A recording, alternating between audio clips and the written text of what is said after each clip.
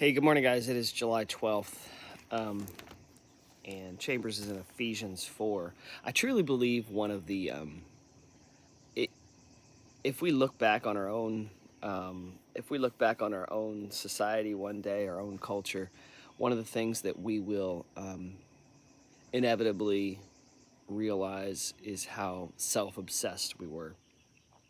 And I know that's most cultures that stray from, um, well, even churches. I'll say that. Let me say this. I think forget the looking back at society as a whole, looking back at the church, and saying there are periods of time where the church has become very self-absorbed, and so Ephesians 4 speaks to that. Us being self-absorbed, we can't be. It is not the character of the church. So if we are self-absorbed as a church, then we are not the church. He talks about in Ephesians 4:13. Paul talks about until we all reach unity. That's the first thing he talks about God building us up, and what he builds us into. He builds us into pastors, teachers, apostles, prophets. You notice all those things that he talks about: apostles, prophets, pastors, teachers. They are all about building someone else up. Every single one of those is not a task or a role unto itself. It's always in relationship to others. So then the goal is until we all reach unity in the faith and in the knowledge of the Son of God and become mature, attaining to the whole measure of the fullness of Christ. And so what he's talking about is the fullness of Christ is not for the individual. The fullness of Christ is for the body of Christ. So then the question becomes, what is my part in the body? Am I in the body? Am I thriving in the body, or am I participating? How about that, in the body of Christ in a way that's building others up and promoting this unity in the faith? And so, anyway, it's a good question to ask ourselves. Chambers deals with it this way.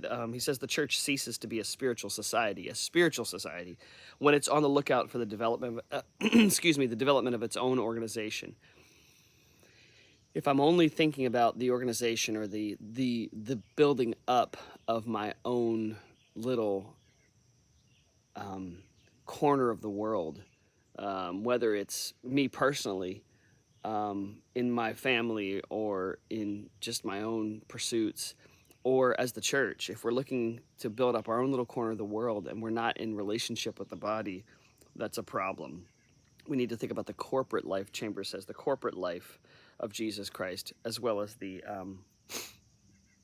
individual life. We're not here to develop a spiritual life of our own, Chambers says, or to enjoy spiritual retirement. We are here to realize Jesus Christ, that the body of Christ may be built up. It's funny how many times he talks about his body, the body of Christ, and so I think it begs the question: how do I interact with the body?